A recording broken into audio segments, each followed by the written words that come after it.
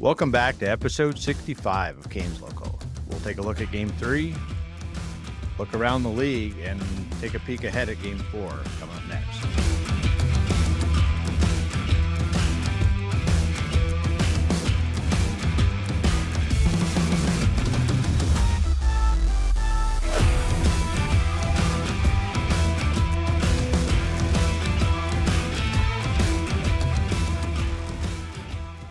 All right, so wow, let's take a peek at game 3. Got a lot to unpack there. I thought I'll get your take on it, and then I'll chime in on my 2 cents. But have a different look in my opinion, different look for the Hurricanes. But I'll let you guys take it from here. I'm happy with the game. As weird as it is to say, yeah, we didn't bring our best effort. Yeah, we didn't, end up winning the game inevitably, but we looked like we looked like we could win on the road. That's what I saw out of Carolina last night. If nothing else, it looked like a team that could actually win a game on the road. To go down 2-0, yes, we should have been in that game from the beginning. We just couldn't beat Markstrom, but we'll get to that here in a second. But with being down 2-0 in that game, most times Carolina's in playoffs, that game was lost in regulation, maybe 3-1, 4-1. We come back and we rally back. We score 2 in the third with just pure effort, grit, and determination. We didn't have our legs with us, and yet we still almost won the game. I mean, that just tells me, okay, one thing I'm going to kind of give a gripe on is I think we should have traveled a day earlier than we did. We traveled we traveled on Thursday after a skate at noon. So we flew in the day, 24 hours basically beforehand. I get it, guys don't want to be there longer than they have to be. But in the same breath, travel does do something to your body, especially this late into the season. Any advantage you can give yourself, try and give yourself. Now, some would say the advantage is, staying at home an extra night and being able to sleep in your own bed, getting one extra night so you'll have good rest and being around your family. I get that. But man, I know from coming off of a plane and playing a game within 30 minutes of basically, we were in Chicago and we basically landed as the game started. I show up and half of the game's over, but I throw my skates on and I try and skate. I couldn't do anything that game. I ended up taking a 5-minute major.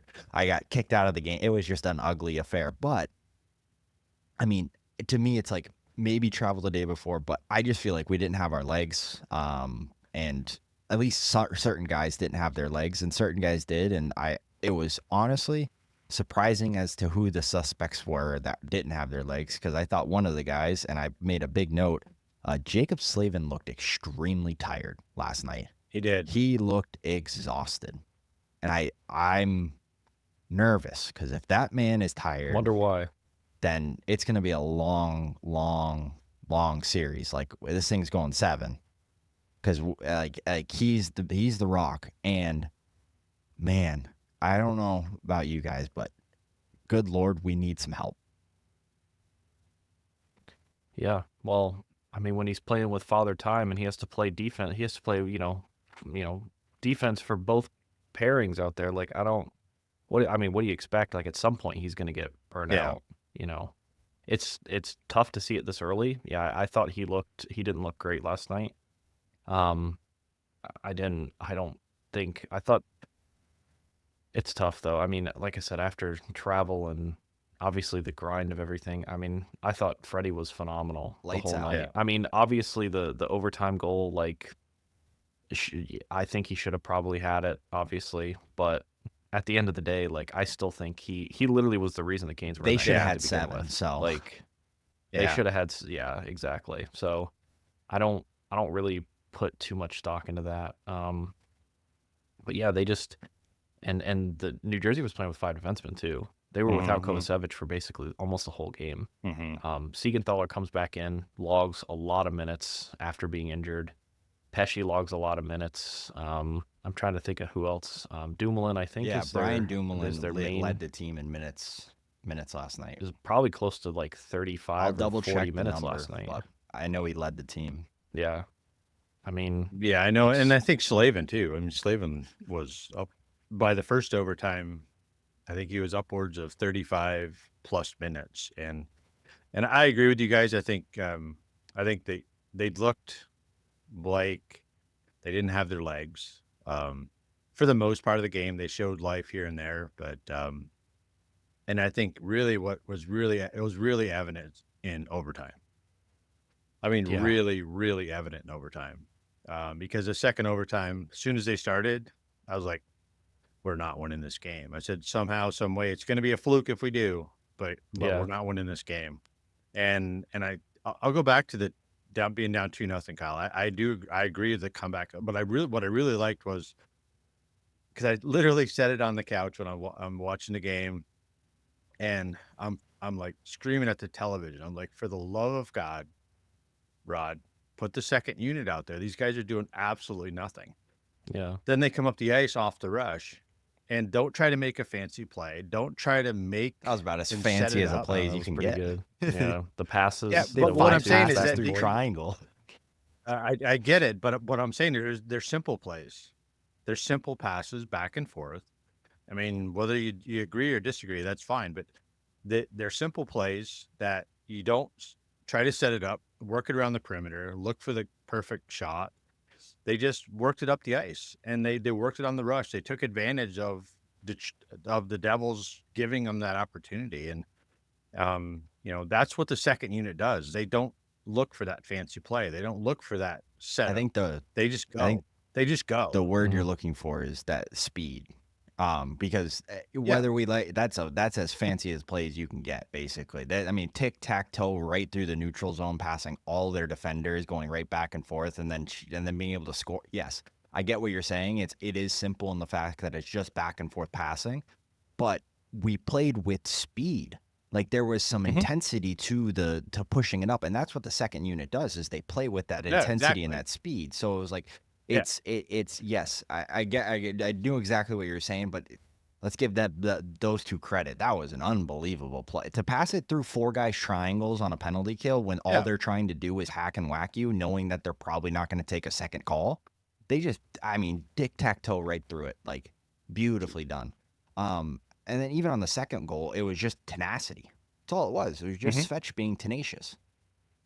Yeah, for the few times in the game that he was tenacious. So, I mean, I think that's. I thought. I mean, we'll dive into that as the game progressed. I thought he got better.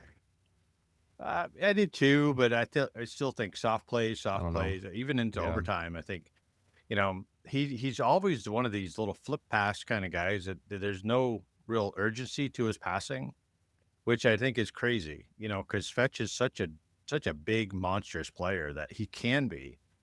And I just was waiting to see it, and I didn't see it. And, there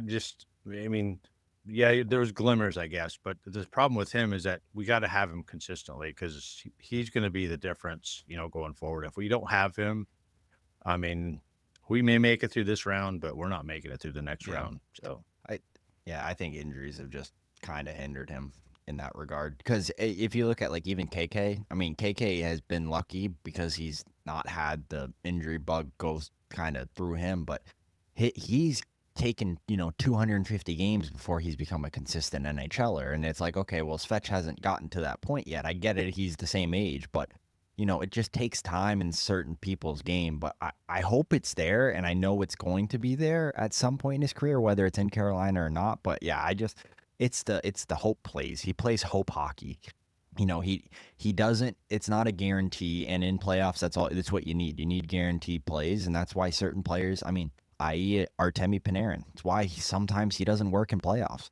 It's because a lot of his plays are in regular season, they're great plays because it's a hope play, and a lot of times in the regular season it gets off, but in playoffs it doesn't. Yeah, I just think that as a whole, I mean, you look at just trying to make it deep in the playoffs this year. How many of our defensemen are over the age of 30? I think 3. I think at least Orlov, 3. Ghost, and Burns are over 30, and then Burns obviously is 40. So yeah, it's not gonna go well the longer this goes. I'm just saying, I understand, Rod's stubbornness to not want to play Nikishin. Like, I get it. I do, because the team's been together. It's like a, you don't want to break up, the thing. Hopefully with this loss and with Rod's comments after the game, I don't know if you guys saw him, but he basically said they played like horseshit the whole game. He said he hated every part of it. So, which, okay, great. But Then do something. Then what's then do Yes. something. Then do something. Yeah. I don't mind you saying that. I really don't. But something's got to change. And look, I think Burns can be a really good defenseman if you have him playing third pairing minutes. I do. But you're playing him first line and you're burning Slavin into the ground. Yeah. He is so tired because he is having to compensate for Burns for the last half of games. Yeah. The first period of games, I mean, Burns generally, he's okay. I mean, he'll fall asleep here and there and, cough up a pass, but overall he's okay. But once you start getting later into games, man, it's not okay. Put Walker up there with him. I don't care. And put Burns with Ghost. Like, I know that's horrible. I get it. I know that's not a great pairing, but just do something. Please just do something. Don't just say it's bad and then do nothing. Oh, it'll be better next game. It's like, okay, whatever, man.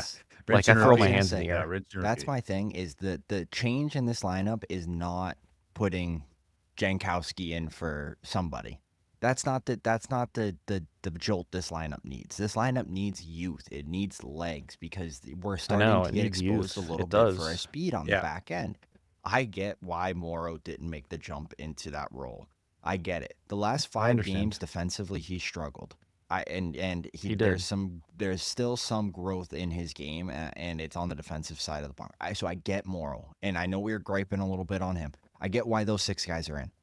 You have to see something with Nikishin at this point in practice. Like, there has to be something where Rod's sitting there like, holy, like he's definitely ready to play in the NHL. And I get the no experience, but look at guys with no experience coming into playoffs. And like in years past, Cale Makar, his freshman campaign, he hadn't even played hasn't played an NHL regular season game. Wins the call. I mean, Minnesota's got Zeev Bouillon playing. And Zeev Bouillon has been to play an ignition key to that lineup. They have a puck, they're up 2-1 in their series. They man. have a puck moving defenseman with young legs who can keep up with a lot of the speed that Vegas has. Dude. It's crazy. I get just like sitting here banging my head against the wall. Like, I don't understand. I love, and as bad as this sounds, and to all my Chicago Wolves fans, natives, people like that, I'm so sorry you guys lost. I love it in a way, because now there's no excuse. Now there's no excuse as to why he's not signed, because he can't go play AHL games anymore. There is no AHL season anymore. There's no option for that. That was their excuse. That was the excuse not to sign him, because I get I get the idea from a logistical standpoint. If I'm Eric Tulsky, see how the first round rides out. Because if Carolina lost in 4 games in the first round and Chicago won their series, I want Nikishin to go play in Chicago next to Scott Morrow as my top pairing. Yeah. We think Morrow might be a player next year. We're expecting Nikishin to be the player. Let's see how those two can kind of congeal, because that would, in Rod's eyes, he doesn't really want to switch the lineups up too much or the D pairings up. So maybe that could be a D pair for next season. But I get that. But now Chicago's out. Let's get him signed. Just get him on the books. If we burn a year, I really don't give a shit. If we're really this high on this prospect, it shouldn't matter that we only get him for a year under a rookie deal. It shouldn't matter. Mm-hmm. Yeah. Like, it shouldn't. You should want to get him to that new contract as quick as possible, because if he has 2 years where he lights up the NHL back-to-back years, well, guess what? You're having to pay him $12.5 million. If you already burn a year on the contract, anyway. he lights up his rookie campaign, you can probably get away with getting him at 8.5, 9, instead of paying him 12.5, 13. Like, man, I'm frustrated. I just sign him. Let's get him signed. Make sure he's signed today. Let's maybe run 7 defensemen and just possibly see. Yeah. I mean, I think maybe that's the reason Rod hasn't played him yet, just purely because he's not signed. Maybe, and Rod's kind of covering it. But the other part of me is like, if Rod went to Tulsky and was like, "Hey, I need him to play. Like, you need to sign him," well, Tulsky would do it. Well, I think to your point earlier, Cam, from a couple of weeks ago, is that we had to pay money to get him out of SCA. So I know. why So wouldn't what are we you? doing? Why wouldn't you want to get a return on that asset? Right away. If you thought enough of him to get him out of SCA, then obviously you wanted him in the lineup at some point. Sooner than later. So I don't know the logic, but again, the mad scientist behind the wheel, behind the curtain, is making that magic run. So not really sure exactly what, but what it does show then, and I agree with you guys, we're slow on the back end. We don't have enough legs. We don't have enough speed. I mean, you looked at last night. I think the Devils with 5 defensemen, they spent more time jumping into the rush than we did, and then I think that alone, we need that fifth. We need that fourth forward. Basically, we need that guy in the rush. I mean, we saw that out of Morrow at the end of the season. His defensive play was not good at the end, but his offensive jump was there, and we need that. And I think Nikishin, or however you want to pronounce his name, Nikishin. Well, everybody's saying Nikishin, so we're gonna have to. Nikishin, but So Kyle, you're gonna be Nikishin. We're gonna be Nikishin. Tomato, tomato. But doesn't matter. But I think we need a guy that's gonna jump into that play. I mean, you look at Slavin did it like 2 or 3 times last night, but man, he can't keep doing it like that. I mean, because especially if he's trying to support an aging partner. And hey, nothing against an aging partner in Brett Burns. He's had his props, man. He's been here a long time in the NHL, and but it's time for them to say, okay, we gotta get some energy and some youth back into the back end, because we just don't have it right now. And it's kind of crazy. Are we crazy? Seriously, like I want to like pose it. Like I don't. Are we actually losing our shit here? Really? Like are we? Are they just? Are we on a different planet than they are?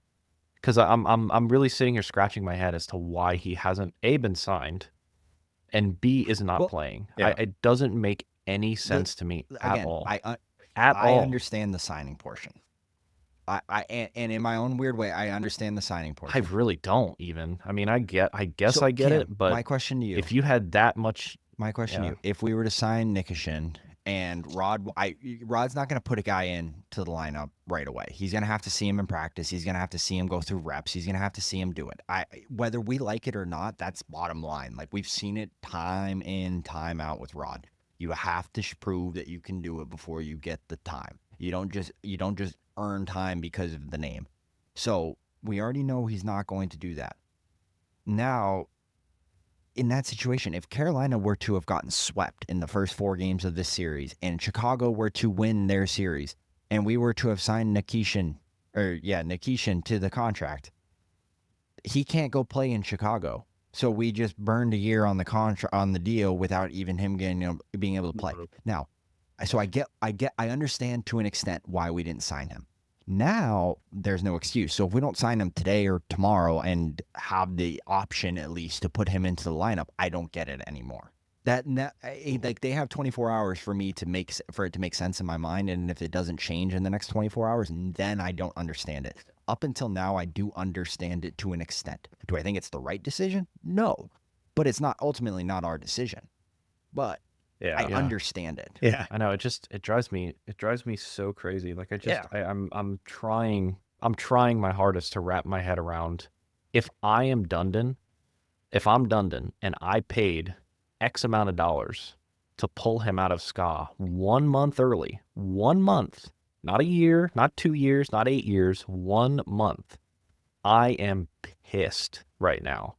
I am so furious. It's beyond like, I can't. Like, and I understand there's probably like he probably has, obviously a level of respect for, obviously Rod makes the final call and everything like that. He's the eye test. He's like, you're the hockey guy, I understand, but dude, if the Canes lose Game 4, he has to be in for Game 5. I think there's he has no to be way in for Game 4. In all honesty, I think he does too. I think he does too. But he won't. And we I know think he won't. And I think I'm gonna punch a hole in the wall because we know he won't. It goes back to here's where it goes back to, is that we said this early on, that in last year's playoffs against the Rangers, Rod made the change too late. He did. And I think this is I hope we're not running into that same scenario, because if he doesn't make a change sooner than later, we're out. I mean, plain and simple. I mean, Yeah, New because Jersey's going to beat us. they're gonna roll over us because they're carrying momentum now. So I'm not, like I said, he's got to make a change sooner than later. He's got to get off that schneid and say, okay, yeah, you've made it to the playoffs 7 years in a row. So what? You've not made it past the Eastern Conference Finals. So you got to figure out a strategy that's going to get you past that point. And making adjustments sooner is something he doesn't do, and something he needs to do, as far as I'm concerned. And I think we're all in agreement that he needs to make a change sooner than later. I'm not so much worried about this series. I'm more worried about series past this point. In all honesty, that's just because we look at game 1 and game 2, get it. It's game 1, game 2 at home, 100%. Again, you don't lose a series until you lose a game at home.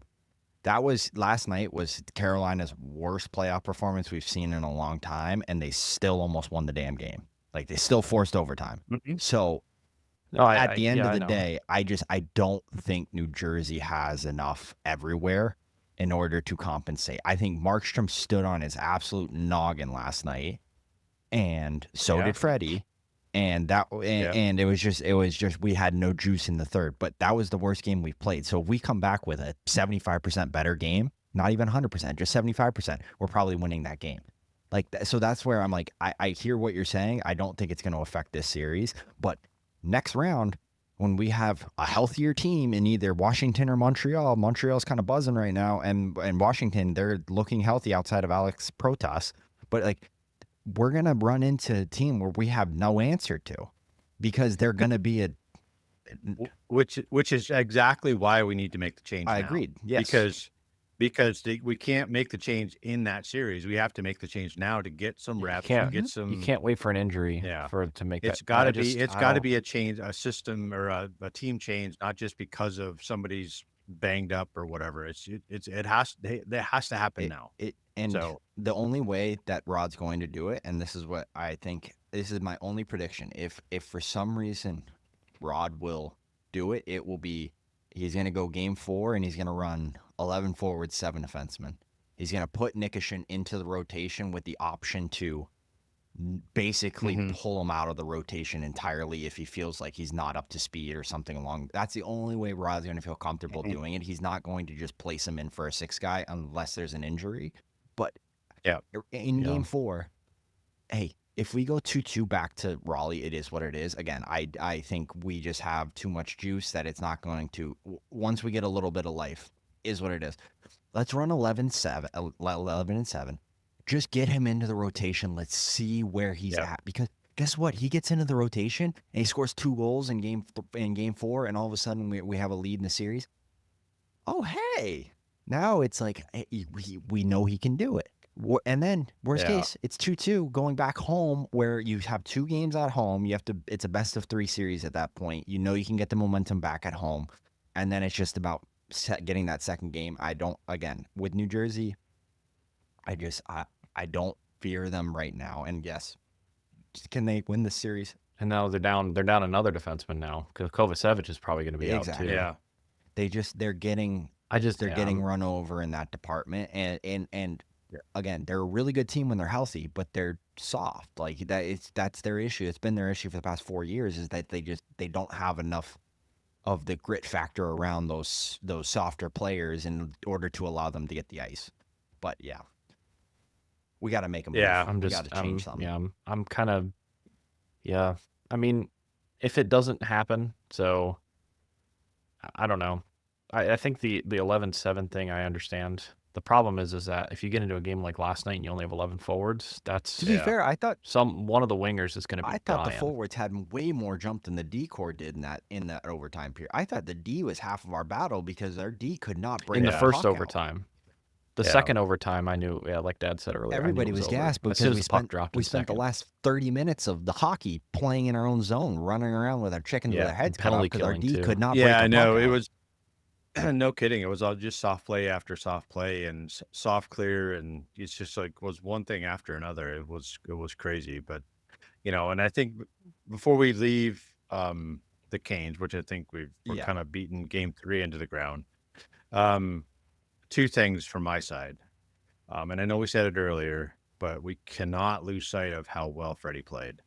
And I think for the Yeah. 3 games that he's played this series, he's playing like the Freddie can play.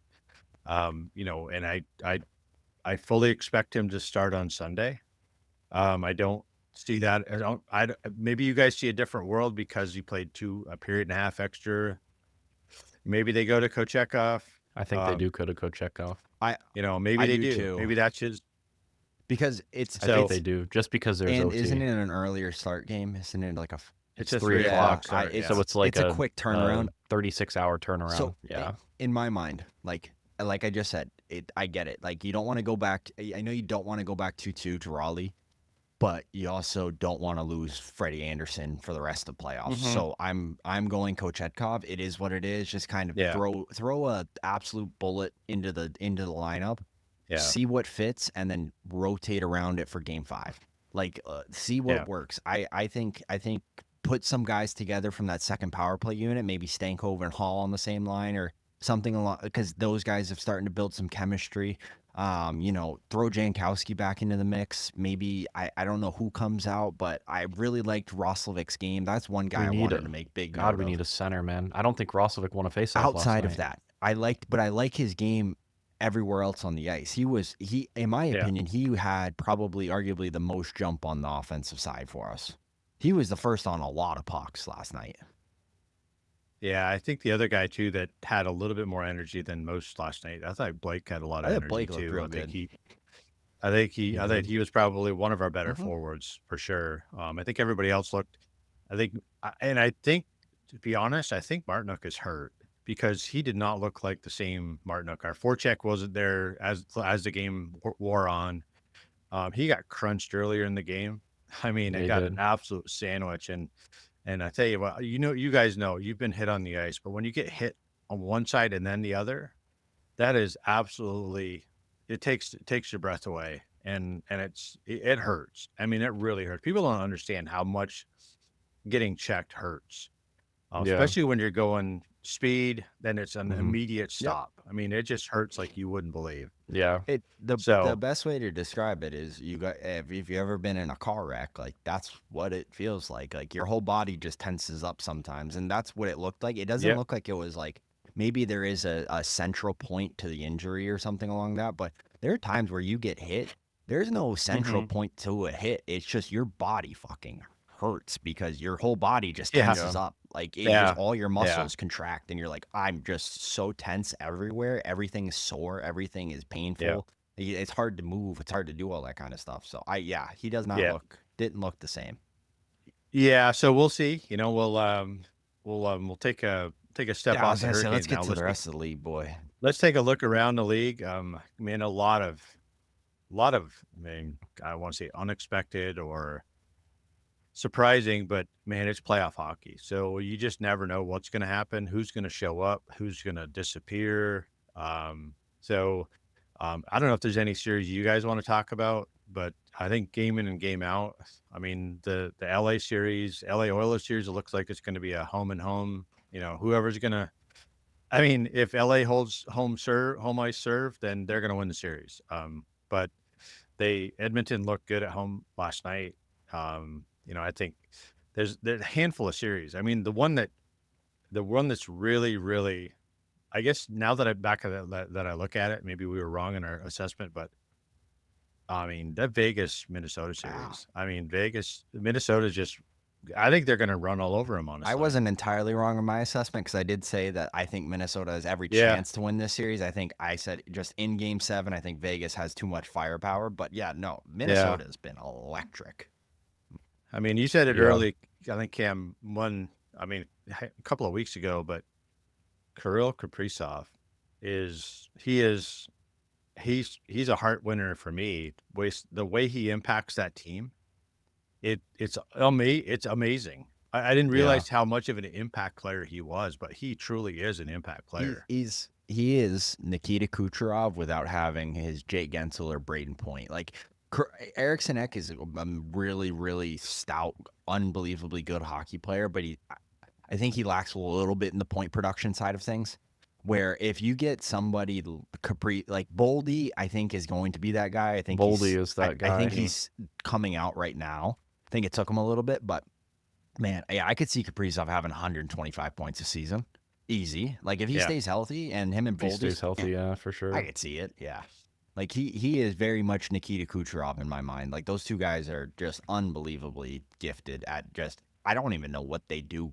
Like the thing I love about their game is it's not over the top flashy, but it's just perfect in a lot of ways. There's just a lot of things they do perfect. Like it's hard to explain. They just don't. Yeah, the only thing with Minnesota, they just don't have the depth that Vegas has on the forward side. So it's kind of like the same thing with the Montreal series. You know, Montreal is very one line dependent. Like they have that top line, and that they kind of generate, you know, the momentum and everything. So, but yeah, Minnesota's really good, man. They're hanging in there. I think they're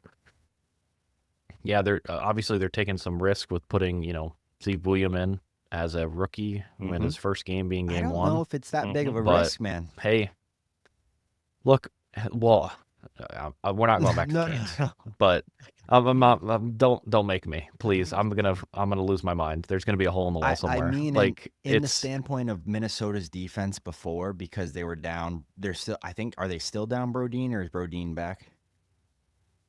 No, I think he's in the lineup. I feel like he's still injured because he would definitely be in. Yeah. But I think, you know, their biggest thing, I think, is you know, they're getting really good goaltending right now. Animal. Yeah, Augustus. Yeah, he's winning by a country mile the goaltending battle. Adin Hill is not nearly the goaltender that Philip Gustafson is. You know, can Adin Hill be a goaltender like that? Maybe, but he's not consistent. I mean, he had a good run that one year, and I think he's, you know, they let go of the wrong goaltender, quite honestly, or he didn't sign with them, or however that worked with Logan Thompson. But I think he's, you know, they're losing. That's where they're losing, and if Gustafson continues to roll that, I really don't give a crap on depth. I think Minnesota's going to run all of their series. Yeah. The only thing I will say is I've watched this series. I think 2 of the 3 games I've watched in depth. I didn't get to watch a ton of the game 3, so maybe I'm a little bit. I've only seen the 2 Vegas home games, but I think Hill is a good goaltender. He's competent to get you to where you need to go if you have good defense in front of him. But I think Vegas has just been playing lackluster in the zone. I mean, there's too many times on that on the Boldy goal in the last game. It's a turnover behind. It's a lot like the Washington, which I want to get to that series as well too. But it's just a soft turnover behind the net, and it turns into a goal. And it's like it's hard to blame the goalie on turnovers in the own zone because you're not always in the correct position. And you have to rely on your defense to get like a puck out every once in a while. And when there's a soft turnover, you're scrambling to get back into position. You guys know as well as I do, whenever you're scrambling to like try and get out the door, you miss a lot of shit that you need. You forget your wallet. You leave your keys inside. You forget what pants they're in. Yeah. Like there's a lot of shit you forget. So when you're scrambling to get back into a position, you're gonna miss something. And so like. The same thing that kind of happened with Carolina a lot last night, and Freddy just bailed out Carolina. And I don't want to go back to the series, but that's the difference between a competent goalie and a great goalie. It's he needs a team to play competent in front of him in order to win games. Yeah. Now I don't know the age breakdown, but I would think it almost seems like Vegas is in a little bit of a similar syndrome to us, as they have a little bit of an aging decor, and very competent decor. Don't get me wrong. I mean, you got Pietrangelo, Shea Theodore, and all those guys, but Hannafin's only 28. Yeah, Hannafin's young. Yeah, but he stinks though. They don't. I don't think they have that young guy on the back end per se. Maybe they do have. They don't have a lot of young guys in their system. They don't draft a lot of. Not really. They don't draft. They don't keep a lot of draft picks. They trade all their draft picks away. They don't keep any. Yeah, they do. So if you do that, then you have to have a goaltender that's going to be able to bail you out because you're not going to be as defensively strong. Mhm. So I think that's where Aiden Hill is not I think that caliber of a goaltender for them. So I guess I think if Gustafsson still plays the way he continues to play the way he's been playing, I see Minnesota taking this series now. So but who knows? That's why it's playoffs. So one game at a time. That's the way you got to look at it. Because if you look at too far ahead, then you're screwed. Yeah, and like it's kind of the same thing with the LA and Edmonton series too. Is that especially for Edmonton, they just need somebody competent. Like both their goalies stink. They're horrible, and they have yet to fix it. They haven't fixed it. But and again, how many goals did they score last night? 7. Yeah, it's you the only way they were outscore winning them. that game. That's the only way you gotta just yeah. run. You gotta score a touchdown. score a Like you have touchdown. to every single game. It's crazy, but they have to. Like if they're not scoring 7, they're probably losing most of their games, which is sad. They can't play in a tight game. If they play in a low-scoring game, they're losing. 100% they're losing. Yeah. So I don't have many concerns. I think that the Kings come back in Game 4. I think they win Game 4 and then they win Game 5. Yeah. I think LA looks. In my opinion, LA is really, really good hockey team. I mean, we've said that since early on in the season, and we've watched them progress and get better, especially at home. So I mean, I'm with you. Calvin Pickard is not the answer. No, Stuart Skinner was never the answer, and they wanted to think he was. Series ain't over until you lose a home game, so I'm not counting Edmonton out yet. Yeah, but they ain't taking one. They'll win in if Kings have to. They'll win in 7. Yeah, they're not losing a home game, so they're not. They're just I don't know. Did they get to Darcy Kemper last night?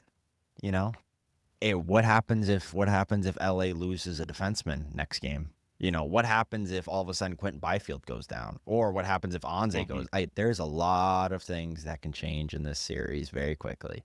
The series isn't over till you. Well, the same could be said. What if Draisaitl goes down? What if 100% McDavid goes down? That's what I mean. I mean, it's just like I think they lose one of those two guys, it's actually if over. If everything stays the course, though, I think there's no way that LA loses this series. Yeah.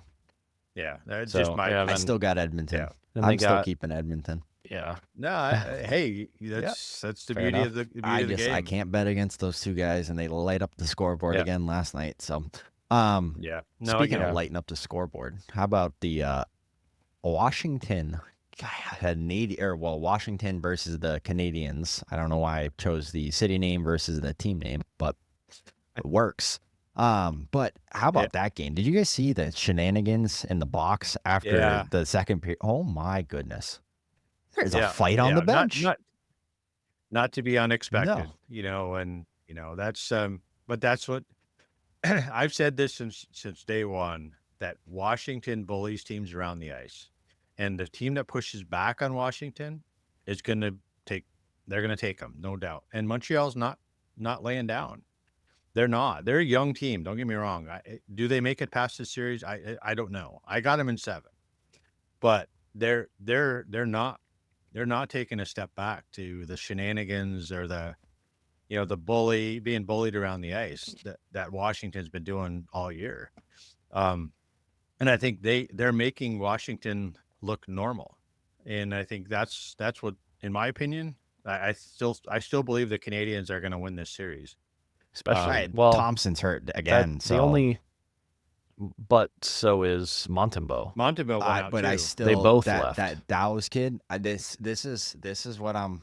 That Dow's kid he's like very highly regarded in the goalie universe as like the next up and coming Carey Price, i.e. like very, very competent, very good goaltender. It's the Czech kid. Yeah, I think, it's giving me kind of symptoms of the actually newly drafted Cam Ward. You guys see that? Cam Ward, the goalie, got drafted. That's unbelievable. I didn't know he was an NFLer. That's crazy. Did you guys see the I don't know if it was a TikTok the video? or Facebook or whatever? Oh man, it was just like, did I just get picked? Like, wait a minute. Like me? But all jokes aside, like I something about it's giving me that kind of vibe, because if we remember correctly, who came in Game 3 and ended up stealing the series for Carolina? Mr. Cameron Ward. And now Montreal has this new young up-and-coming goaltender who's highly touted, a lot like Cam Ward was. Hey, is it going to be the answer? Maybe, maybe not. But you know who I know is not the answer? Lindgren. So I'm still giving the edge to Montreal in that regard. Yeah. I get that. Yeah. And wasn't it, and correct me if I'm wrong, but didn't he come in? Weren't they playing the Canadians at the time when Gerber came out? They were. I think they were so, down yeah. 0-2 I think in the series they against the were Montreal down 0-2 in the Canadiens. series. And I think it was they lost both home games. Yes, it was. And then they won 4 straight. Yeah. So anyways, I agree. I like I said, I think the Canadians are just playing. They're just playing. There's no pressure on them. There's all the pressure in the world on the Capitals. And I think Montreal is just they're gonna play to that strength, and I think they have the perfect guy behind the bench to make sure he keeps them in that zone, saying don't worry about it, just play. And the youth Suzuki, what's surprising, Cam? You said the top line is they're obviously their best line and their most dangerous line, but when I watch Suzuki for me, he makes a lot of weird, unnecessary, high-risk plays that creates a lot of turnovers. And I was surprised when I watched that game. And I was like, okay, dude, what are you doing? You're making a soft play into a zone, and there's nobody there. But you're trying to go through 2 guys, and then he created a lot more turnovers than I would have wanted him to. So I love everything else about his game, everything else. But he almost played a little bit like Svech does when he tries to make those soft, delicate plays into soft areas, and it creates turnovers and transition the other way. So that would be my only gripe on that top line. So that was something that St. Louis said before the season, that he was going to try and get more. And yes, I agree. There's a lot of softness to some parts of his game, and that takes time. But the one thing Marty St. Louis said before the season on him was they think there's more offense than he was giving originally. He's so good 200 feet, a lot like Aho, but he felt like there was more offense to his game, and so he wanted him to take more chances and wanted him to be more aggressive in trying to generate offense. And yes, I agree. It's soft, and that needs to get cut, and that's the only downside to it. But I get where he's coming from. He's trying to be the offensive spark plug, because I agree with Cam. Outside of that top line, I think Demidov is going to be a great forward in the future, but he looks a little... The lights look a little bright here in Montreal right now for Demidov, as far as just he doesn't look comfortable 100%. That second line's not giving better much. last night than he has. Line A is out now, apparently with injury, so you're losing that piece of possible depth scoring. Apparently, I know. I think they just wanted him out of the if line. He is a healthy scratch as far as I'm Oh my concerned. God, he's horrible. brutal. He's so terrible. bad, dude. But you still lose. he's so bad. Lose an option as far as depth scoring in the lineup, and so I get why. On the power play, you lose the power play. You lose the OV. But Basically, that's what he is. He sits in that one spot and does one-timers. That's how he scored all his goals this year. The one thing I never understood with that one is that you have a guy that I'd argue is just as lethal a shooter and a right-handed shot as well too. I would want him taking one-timers because he's a better player. Cole Caulfield. I want him over on that side ripping one-timers. Yeah. Also, before we leave this series, well, I mean, I want to mention one guy, and I accidentally said Cole last week. Lane Hudson is an absolute freak of nature. Oh my goodness. Yeah, he's so good. I know. Yep. Yeah, I know. He's really good. Said it said it many times. I know and the thing I and this will be my last thing on this series, but the thing I like about, especially with St. Louis, he's making changes to the lineup. He's not afraid to. I mean, last night he threw Arbor-Xhekaj back in. He knew. Yeah. Arbor-Xhekaj had been, that's what I mean. Like you just. Like, hey, even if we're in tight games and the decor hasn't been playing bad, it's just sometimes you need to change it up. You need a little bit of something different. Yep. And he recognized that after 2 games. If they would have waited till after this game, they probably would have lost that game last night. Yeah. So I have a lot of respect for that. I don't think Line A's injured. I really don't. I mean, they can say what they want, but I guarantee St. Louis said, hey, we're either going to say you're healthy or you can say you have an upper body injury. You choose. Yeah. And they went with the upper body. But I mean, if I'm St. Louis, I'm sending him packing this summer. I'm talking to the GM right now. I'm like, this guy does not need to play for this team He's anymore. been Like, given he's a lot just of such a chances, liability. and he's not really fit anywhere. I know, that's what I mean. His head isn't in it. But yeah, we'll table that one for sure. He's a very selfish. I'll say selfish player. Yeah, I get why. I mean, he just doesn't seem to fit in a team environment, which is really odd because he's playing in a team sport. I mean, he just, like you said, when you switch team to team, at some point, somebody in their grand wisdom has to say, shit, he doesn't fit. He doesn't work. He doesn't want to work. He doesn't know how to work with others. To be fair, though, Dubois was the same way until he got to Washington. I was about to make that point, too. So maybe there's a team out there for him, but I don't think it's Montreal. Yeah. Big issue with Line A is apparently he is not very hardworking off the ice. Once the workouts and everything are over, he goes home and sits on Xbox the rest of the night. So it's kind of a Phil Kessel like, Yeah, but you gotta play with speed to be Phil Kessel. Yeah. No, I get it. I get it. But my last comment on the new kid for Montreal, he's got that kind of that new kind of a Bambi deer look to him. He's not quite used to the speed yet, though he's played in the KHL. I get it, but he's not. I don't think he's used to the speed yet. And do you guys get? He's sort of an awkward looking skater. He's got a weird. I don't know. It's almost like he skates like he's on a rollerblade almost. It's like crazy, but his quickness hasn't quite gotten there yet for the NHL speed. I don't think it's going to get there. You can see the skill, you can see it, but once he gets that timing down, he's going to be a special player for the long haul. It reminds me a lot of Michkov and Philly. They're just not these prettiest skaters, but they have really quick edges and stuff like that. So, yep.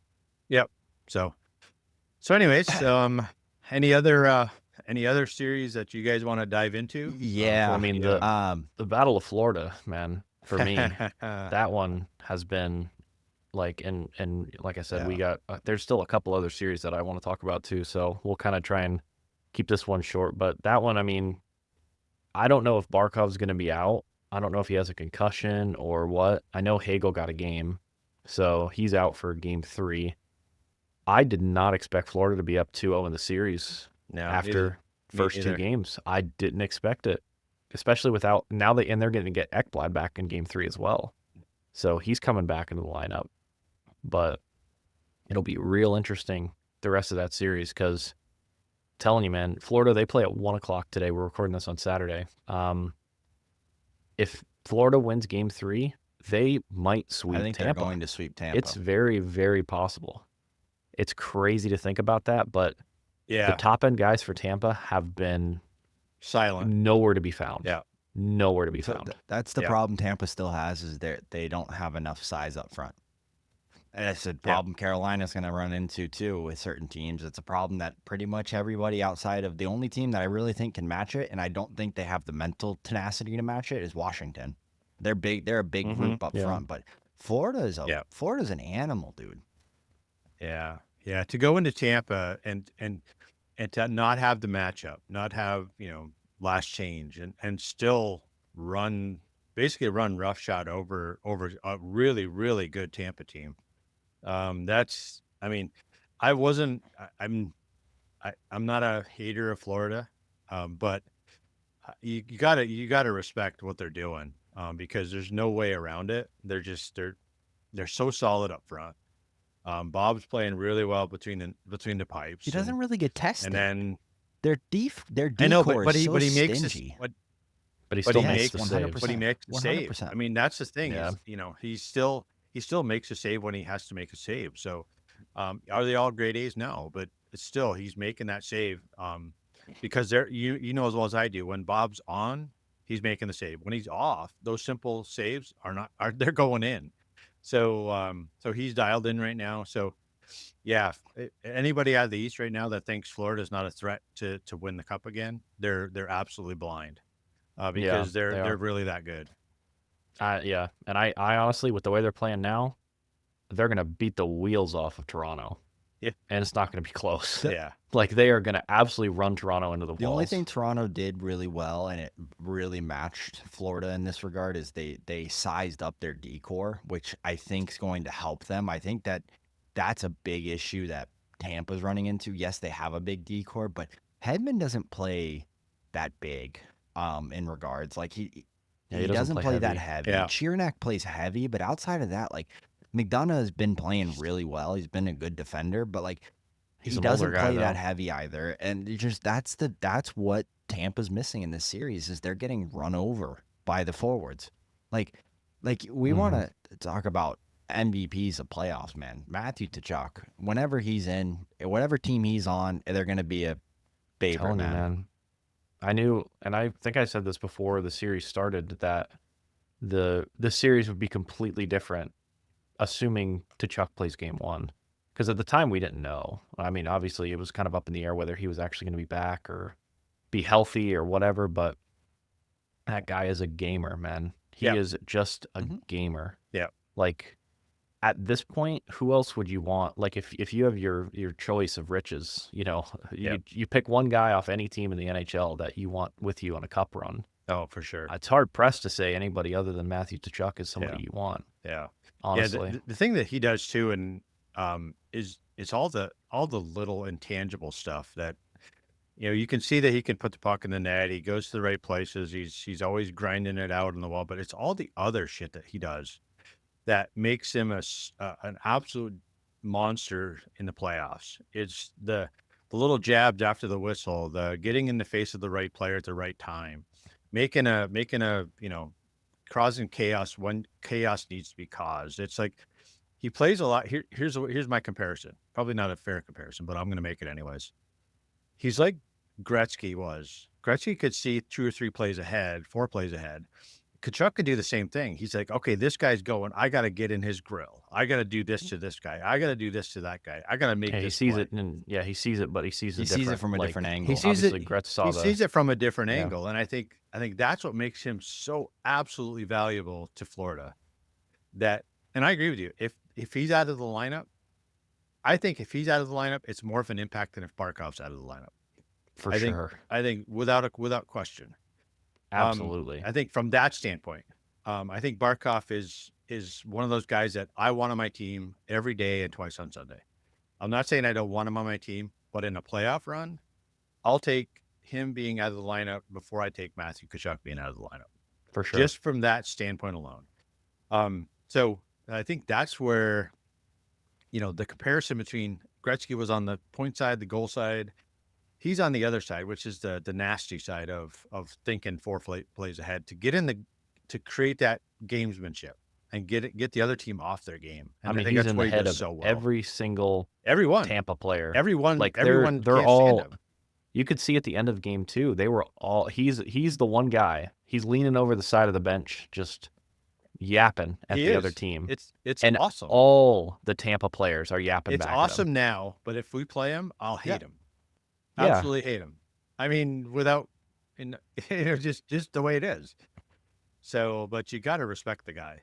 For what he does. He's becoming one of my favorite players in the league at this point. And I really like Florida a lot. I love their coach. I love Maurice, man. I really do. I think he's a great coach. I think he's such a player's coach too. He always kind of keeps it light, and he's never like. I know he's serious sometimes, obviously, but even in the cup run last year when he kind of pulled everybody aside and the cameras were catching him just absolutely ripping into everybody, and somebody asked him after the game, he's like, well, sometimes they just need a little bit of profanity in their life, and that's kind of what he said. It's always with a purpose, and it's never never malicious, never spite. Personal. It's never malicious. It's never to really just dog somebody. It's more like, hey, I'm doing this so that we can kind of wake up a little bit. It's a team rip, basically. It's a team rip, yeah. And that's part of the reason I think I was so excited when they actually won, because he deserved one so bad for how many games he's coached and how many teams he's been a part of. So But yeah, no, that series is, man, I'm telling you what, if Florida wins game 3, it's actually, I think it's going to be a sweep. I think they sweep the series. One I more really point do. on Maurice before we kind of hop off this series. He is one of probably the few coaches that actually would allow Matthew to do as much as he does, too. And he Oh, yeah. allows He Matthew. just gives him, he lets him doesn't. go. I don't think he says a word to him. And like there are other coaches that like if you're down in a game and Matthew's sitting there yapping at the other bench, they would be like, "Dude, shut up, sit down. Like we're losing." Maurice is like, I don't really care. Like he's gonna when the next time it's always for the next time. For the next time we see them, they're gonna be thinking about Matthew. The next time we see him, they're gonna be focused on him. And so he just lets him he lets him be Matthew and just let him go. And I think personally, you're seeing in Ottawa, not a lot of coaches will allow the players to do that because they're not allowing Brady to do that. And that's what Ottawa needs. They need Brady to be like Matthew in that regard. I get Brady's got the C on his chest, so he can't be as, gross and nasty. But I mean, Matthew's got an A. He's got to do something with it. Like, Yeah. I get they're a little bit different players, but like, man, you see how effective it is. And I will slightly disagree. I think that if Barkov is out, because we haven't seen him out, I think that is a hole inside of that lineup that I don't think anybody in the universe can fill. I think he's the best defensive forward in the NHL. And talk about being stingy up front. He plays 26 minutes a night. Like they're not getting anything, and 90% of that's because Barkov's big 6'5" body frame is just sitting there defending everything and their mother, and he's got offensive talent out the wazoo. So yes, he doesn't bring that nastiness. I get that, and Matthew understands that portion of the game. But I don't know anybody that can fill the role of Alexander Barkov. Like I genuinely think he's an MVP caliber player for what he does 200 feet over across the ice. Yeah, no, like I said, Like the Bruins missing Bergeron in any of those cup runs. Yeah, that's a massive hole. Yeah, no, it is, and I'm not saying it's not going to hurt for sure. And we'll find out, if he's in or if he's out. I think he's in. If he's in, then we'll this is futile. But at the same time, I still think that for my money, Tkachuk is a playoff, head case, and I think that's what you need to get deep in the playoffs is 100%. So So anyways, which one do you want to go to Dallas, next? Colorado.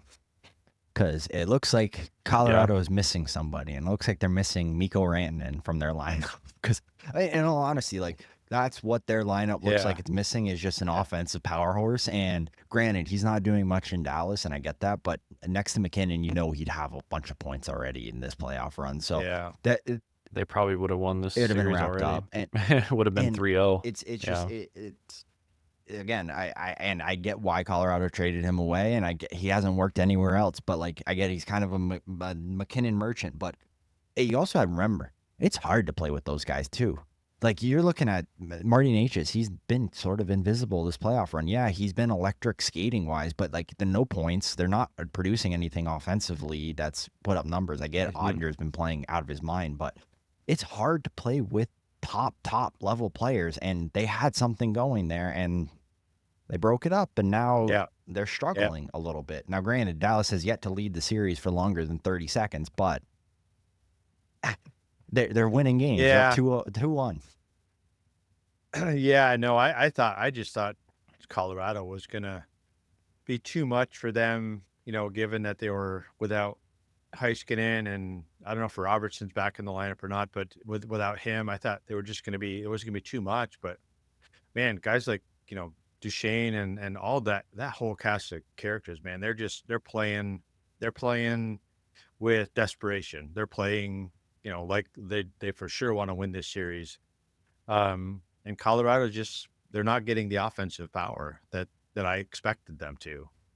So, who the hell knows how this series is going to go? I still think it's a long one. This one's going the distance. It is. I think, I still, I don't remember what my prediction was, but I think I still had Colorado. I had Colorado sweeping coming out of this year. So yeah, well, you're totally screwed. Yeah, that was a hot take. Yeah, I mean, Necas with 1 point. I mean, what are you gonna do? And that's, and people were calling the Canes crazy, and they're like, what are you trading? He's your future, blah blah blah. It's like, he's not, man. Like, he's just not. He was gonna leave next year anyway, and he's not that guy. He's just not. He just can't do it unless he takes 3 steps forward next year. But honestly, if he doesn't play well next year, Colorado's going to ship him. They're going to get rid of him. So this is because of how invisible he's been in this playoff run. That's kind of I think Jack Drury has more points than he does. I think Jack Drury has 2. Yeah, that's the one piece of the lineup that I'm actually I feel like we haven't 100% filled that role yet, is Jack Drury, because even last playoffs for us, I know we definitely missed Drury. Yeah, and the biggest thing that I think we missed is face-offs. Face-off. I mean, face-offs, penalty kill. Obviously, it's tough to fill, but I mean, it's But again, I think you had Kyle, you're out on that one. So you had Colorado in 4, Cam has them in 5, and I have them in 6. So we're all on board with Colorado. Cam's still out too. Holding serve. I'm out too. I'm out. Oh, that's 5, true. So it's just you're the only one left. So Colorado's got to win 4 straight. Good luck there. Well, 3 straight. We're out of the. We're out. No, not all out of the Vegas running. I am. Yeah, I for think sure. I Cam, definitely am. You are too. So Kyle, you're still Vegas and 7. Yep. So, but it's I mean that series is definitely. I think that one, it's going to be tough because it really just depends on if McKinnon can get some help. Yeah.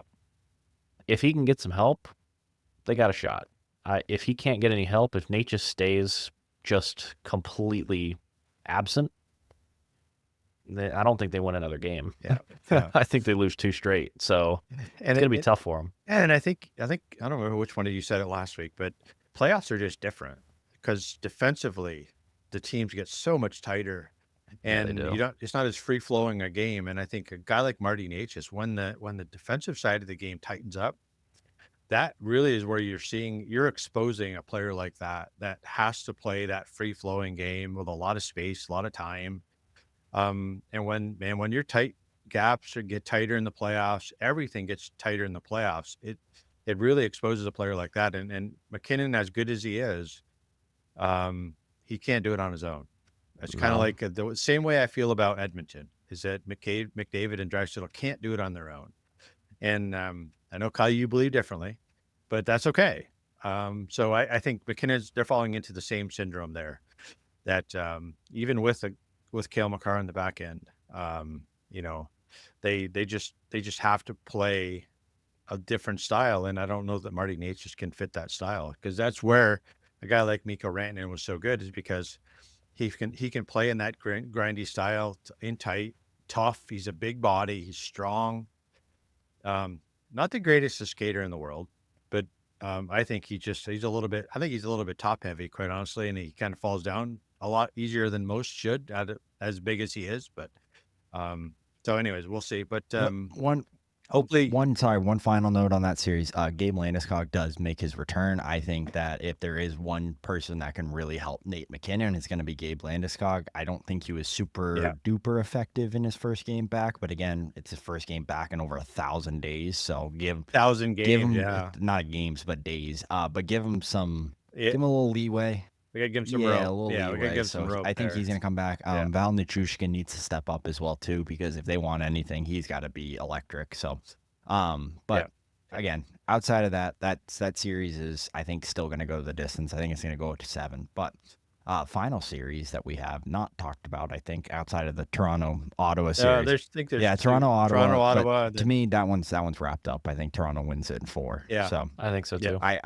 Let's table that one. That one we can kind of maybe, if Ottawa decides to rip it back, we'll talk about them next week. But anyways, the St. Louis Jets series, to me, I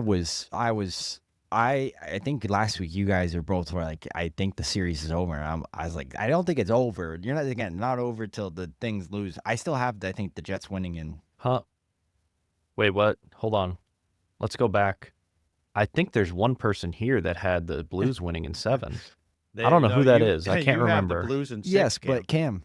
Oh, But I have them in Cam, 6. last week Sorry. you said Yeah. they're done. I wouldn't be surprised if they get swept. They don't look like they're in the series. And I said, I don't know, man. Both those games have been close. Was that after one game? Did they just play the one game? I think they just. I thought played it the was one after game. both games because I said the second one went to overtime because we talked about them on Wednesday. Oh, was it Wednesday? Okay. And I was like, I don't know, man.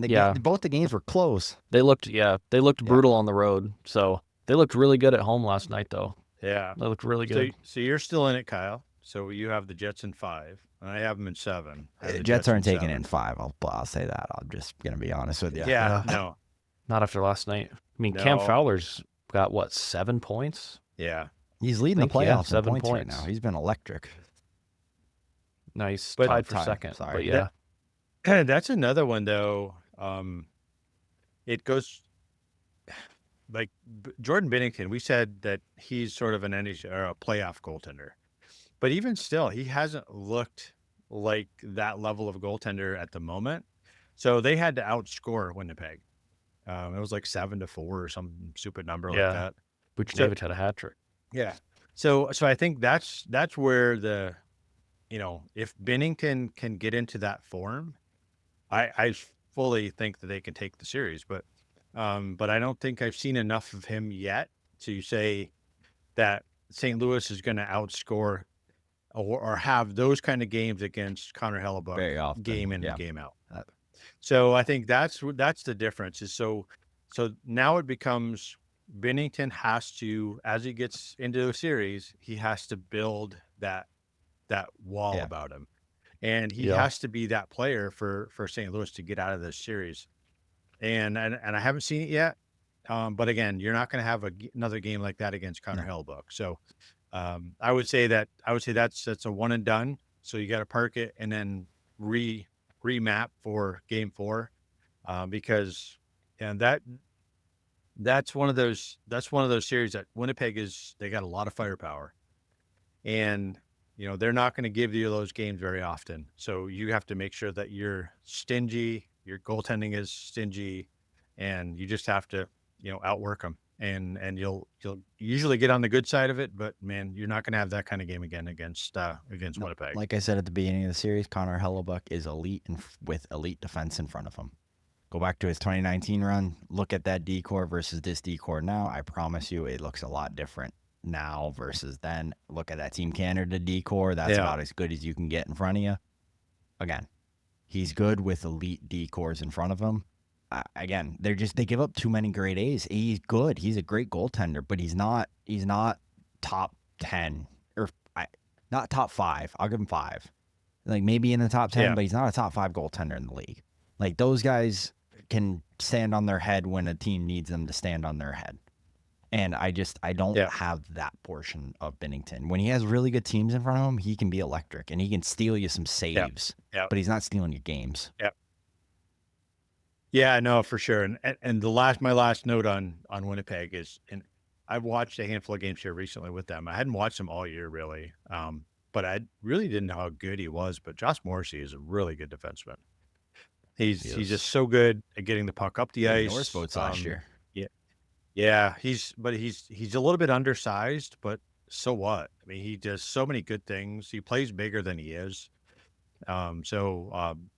Props to them because I think they got a good one in him. I don't think he's evolved himself over time.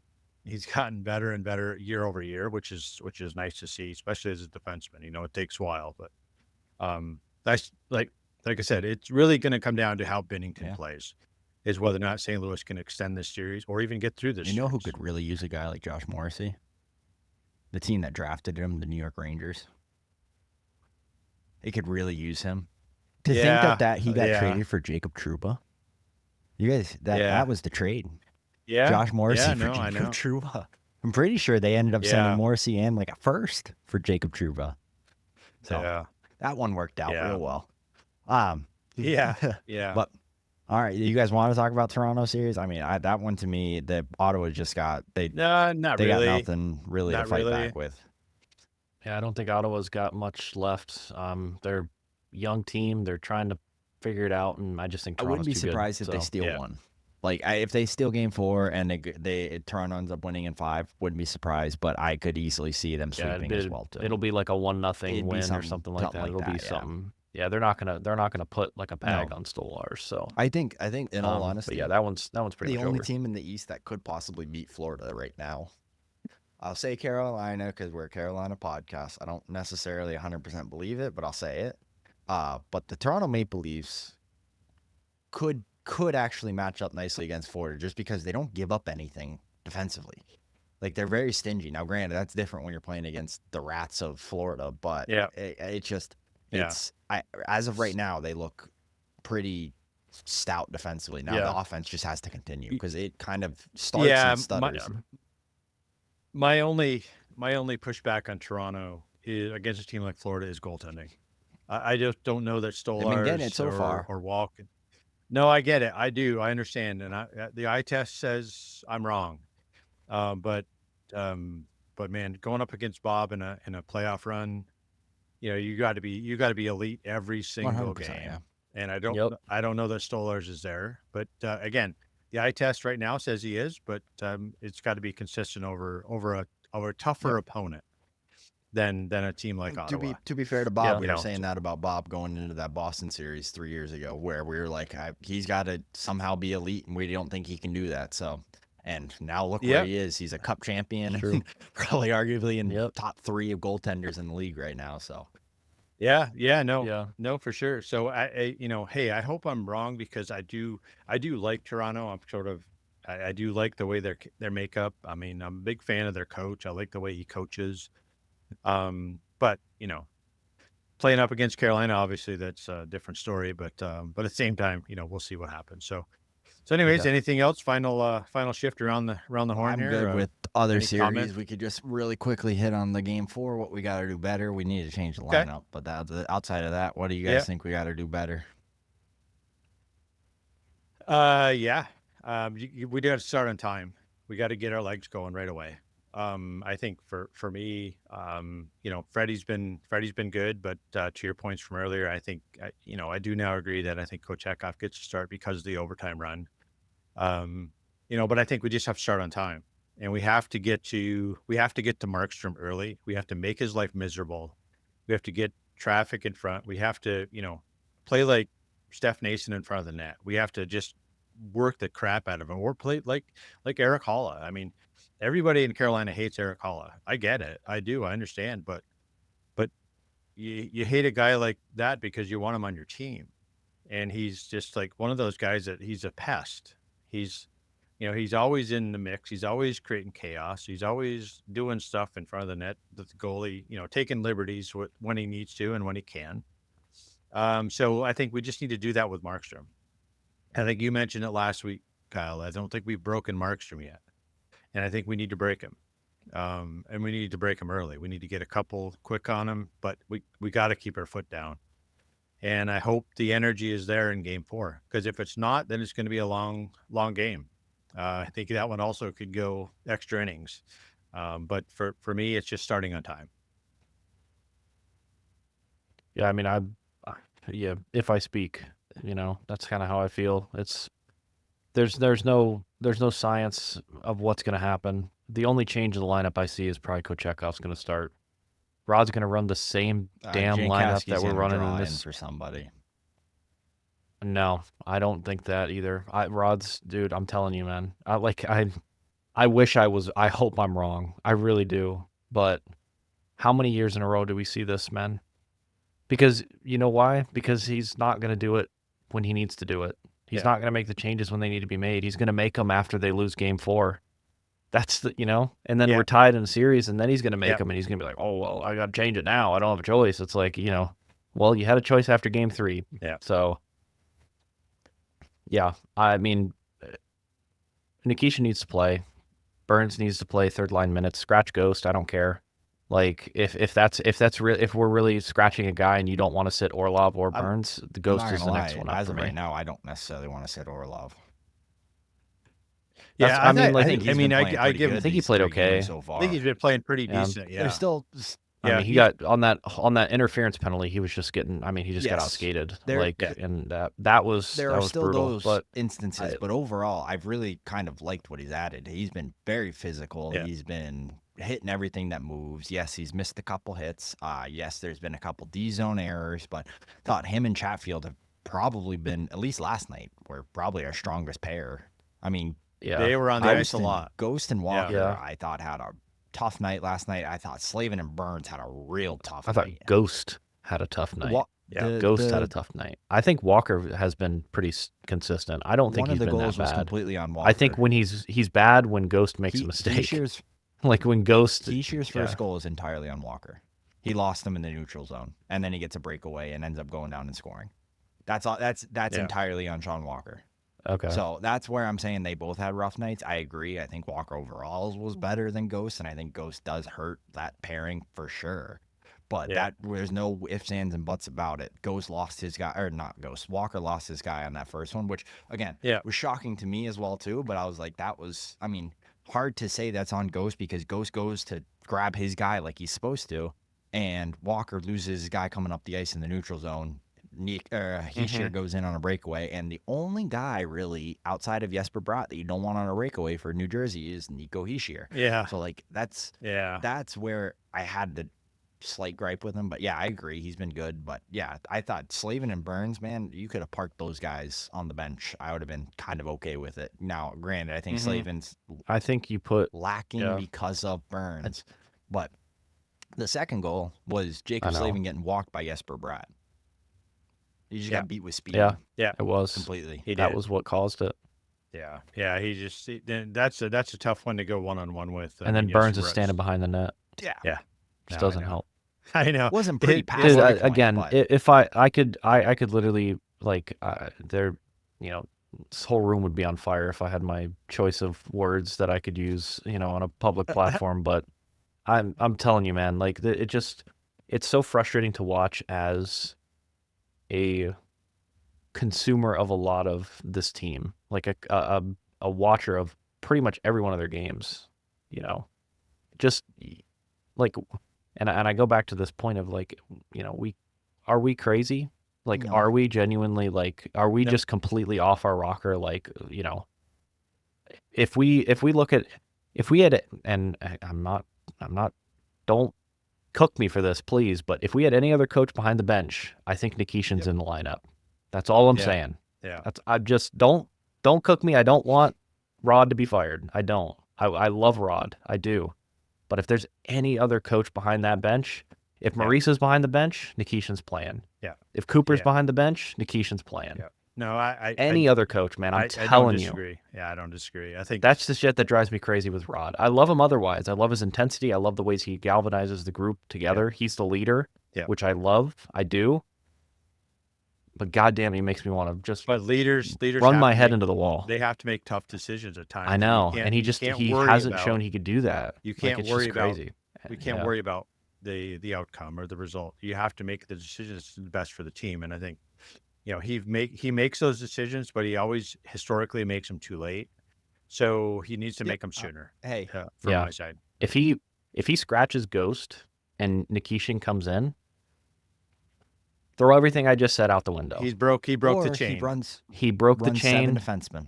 Like I said, I could see him running 7 defensemen before I see him scratching a body entirely. Yeah, the only issue I have with the 11-7 is obviously if we get into a overtime game, I mean those 11 forwards are gonna be cooked. They're gonna be cooked. So it's kind of obviously, but like you said, I mean you got to be willing to make a sacrifice somewhere. So you run the risk. I'm okay with 11-7. I don't know who you scratch on the forward side. I'm guessing it's probably Robinson. Is probably who gets scratched. I'm assuming, but. Yeah, I would say tough. that he's probably the way that Roslovic's been playing. If Marty's hurt, if Martinook's genuinely hurt, then obviously he's out, and you run 11-7. I mean, honestly, and then I don't know who the winger is, but anyway, I think Game 4 there needs to be lineup changes on the defensive end. I think Kochekov plays, and hope and pray that we don't go back to Raleigh 2-2. Listen, years past we said.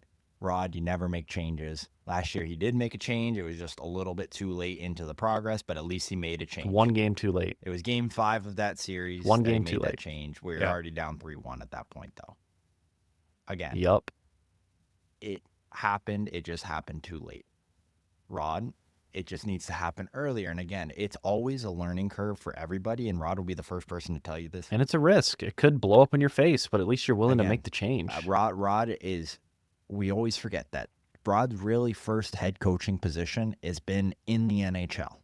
He has been learning in the NHL. You look at a lot of these other coaches. Maurice coached 10 he's been there for plus 7 years, man. I'm sick of these excuses. I'm sorry. I'm not trying to cook you, but he's been there 7 years, man. Carberry's been an NHL coach for 2 years, and he's more willing to make changes but Carberry than Rod was is. an AHL coach for 15 years before being an NHL coach. There's experience to it.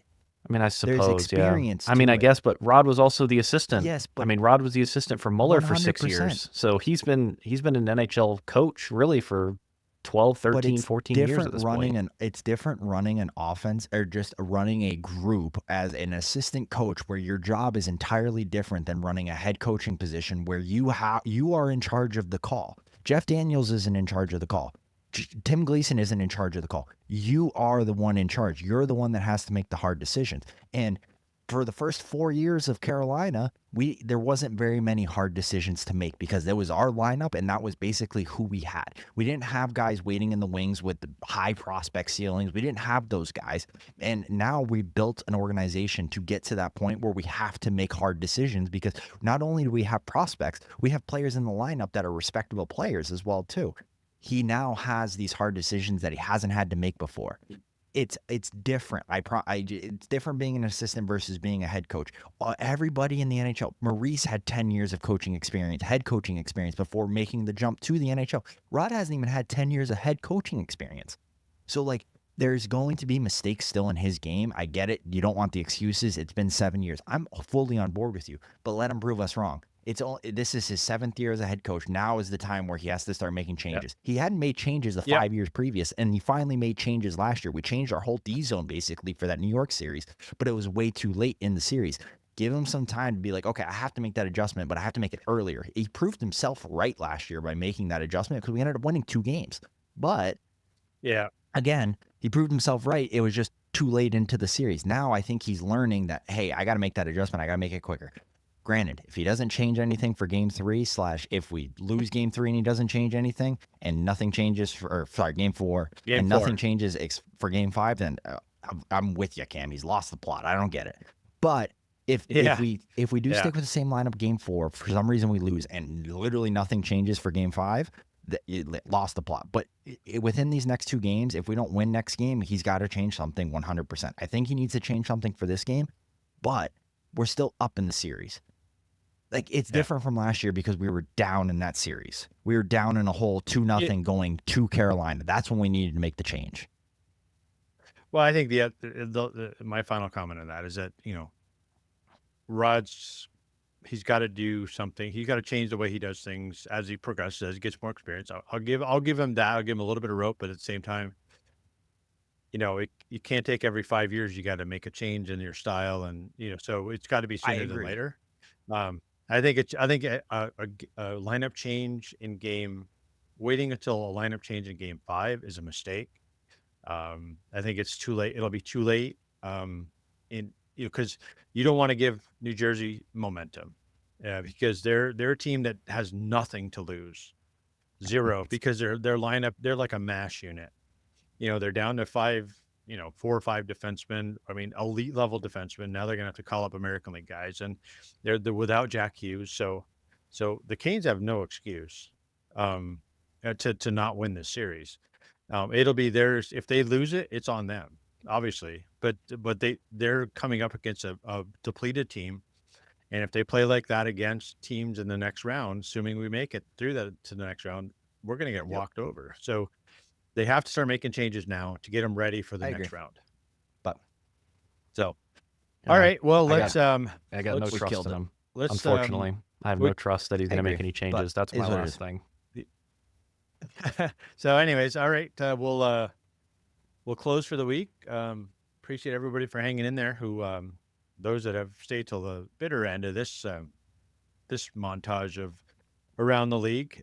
So we'll look for you on next week's episode. So Game 4 is on Sunday. We're recording on Saturday here. So at 3:00, Devils and Canes up in Newark, New Jersey. Puck drop. So we'll see how the Canes come out of Game 4. But until next week, appreciate everybody for listening, and subscribe if you haven't. And if you can share, please do. But for Kim, Kyle, and myself, have a great week.